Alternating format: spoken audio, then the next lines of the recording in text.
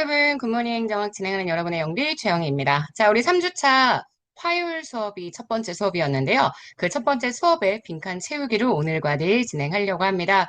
3주차 화요일 수업은 일장을 마무리하는 수업이었기 때문에 양이 좀 적었습니다. 제가 전체 내용들을 한 번에 쭉 판서로 정리하느라 실제 문제 내용적으로 나간 부분의 파트는 그렇게 많지 않았었거든요. 그걸 하나씩 정리한다고 생각하시면 됩니다. 오늘의 신공공 서비스론부터 포스트 모더니티 행정학까지 한번 가보도록 하겠습니다. 1번입니다. 신공공 서비스로는 공익을 지향하는 시민들의 적극적 역할, 의욕 이런 걸 중요하게 생각하죠. 그래서 더 이상 스티어링, 로잉 이런 거를 구분하는 게 중요하지 않고 정부 조직은 시민에게 봉사하는 역할을 해야 한다. 서빙이라는 표현을 제가 썼습니다. 그래서 1번은 봉사고요.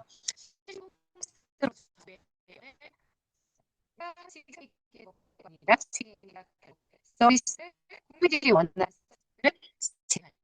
봉사로서의 역할을 이렇게 얘기하죠. 자, 3번 하는 공이 공유된 가치에 대한 공감을 제가 수기 민주주의랑 연결될 수 있다라고 여러분들이 말씀을 4번입니다. 신공공 서비스론에서 관료는 전략적으로 사고합니다. 굉장히 냉철하고 똑똑하다고 했어요. 하지만 행동은 민주적으로 해야 한다.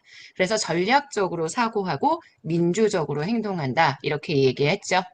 자, 5번째입니다. 신공공 서비스론에서 강조했던 건 정부 재창조. 이게 중요한 게 아니라 이거는 신공공 관리론이 설명했던 내용입니다. 신공공 서비스론은 시민의식. 그래서 재창조해야 되는 건 정부가 아니라 시민을 위한 봉사. 이런 것들을 재창조해야 한다라고 얘기하죠. 그래서 시민 재창조를 강조한다. 이런 얘기도 드렸고요.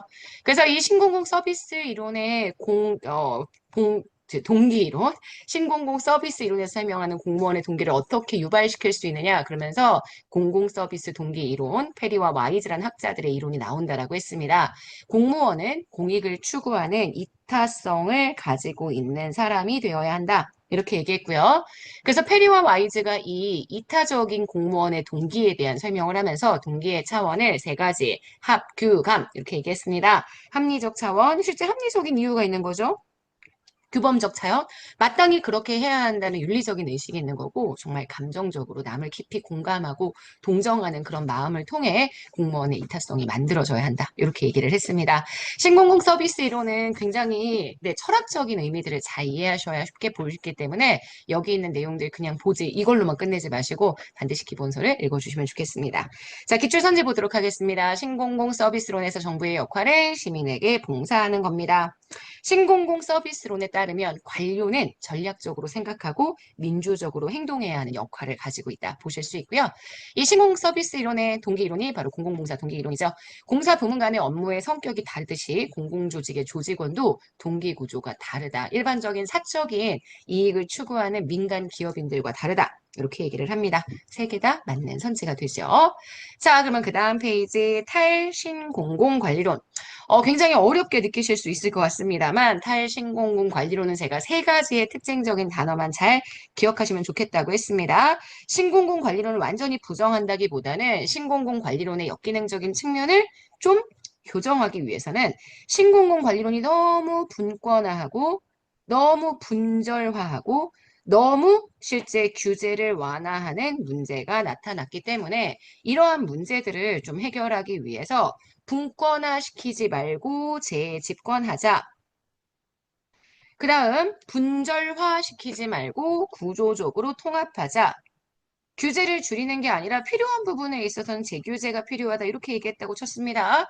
그래서 사실 빈칸 순서대로 채우는 게 좀 어려울 수 있었을 것 같아요. 근데 이 세 가지의 내용이 잘 기억나고 제가 지금 여기 보라색으로 쓴 이 부분이 NPM의 특징이다. 이게 잘 기억나면 너무 베스트일 것 같아요. 자, 저희 순서대로 채우자면 저희 답지에는 여기가 재집권, 재집권화, 그 다음 재규제, 그 다음 구조적 통합 이렇게 주장한다라고 얘기를 했습니다. 완전히 NPM을 부정하는 건 아니었지만 NPM의 방법론에 수정이 필요하다라고 얘기했었던 거 기억하셔야 합니다. 자, 포스트 모더니티 행정 이론에 대한 얘기도 할까요? 포스트 모더니티가 항상 생각하는 내용이 구성주의입니다. 진리는 존재하지 않는다. 사회 구성원들이 결국 주관적인 의미를 부여해서 구성한 거기 때문에 행정 이론은 절대적인 게 아니라 상대적이고 맥락적이다. 이렇게 표현하죠. 그래서 3번, 파머의 포스트 모더니티 행정학에서는 여러 가지 제가 상해, 탈타 이렇게 네 가지 얘기했었죠. 문제의 특수성에 따라 기존의 방식을 벗어나서 다양한 가능성을 고려해야 한다. 이게 우리가 얘기하는 상상이고요. 상, 해, 기존에 있었던 텍스트 해체하고요. 탈, 영역을 벗어나야 하고요. 탈 영역, 그 다음 제일 마지막 도덕적 타자. 포스트 모더니티 행정학은 나 아닌 다른 사람을 인식적인 객체가 아닌 도덕적 타자로 인정하고 받아들이는 걸 중요하게 생각합니다. 내 입장이 아닌 그 사람의 입장에서 우리가 생각하는 거라고 이야기를 했었죠. 그래서 기출선지 보시면 포스트 모더니티 행정이론 구성주의의 관점에 따라 고유한 이론의 영역을 거부한다라고 얘기할 수 있습니다. 맞는 선지입니다. 자, 여기까지 해서 우리 오늘 아주 짤막하기는 했지만 주제 1번과 2번까지 정리를 했습니다. 화요일 날 진행했었던 1단원의 마지막 행정학 이론들 아직 우리 공공가치 관리론과 넛지 이론이 있는데요. 얘네들은 내일 마무리하도록 하겠습니다. 여러분, 오늘 하루 정말 여러분 거고요. 우리는 내일 아침에 만나도록 할게요. 여러분, 안녕.